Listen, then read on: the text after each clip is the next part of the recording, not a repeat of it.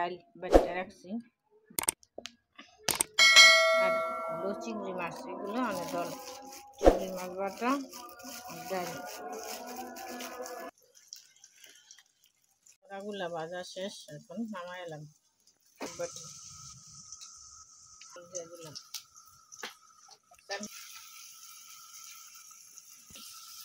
জিরা দিয়ে দিলাম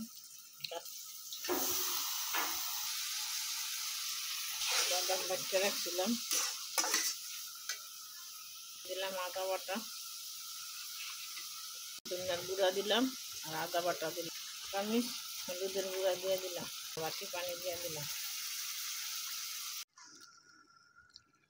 আদা বাটি দিলাম ডাল বাটি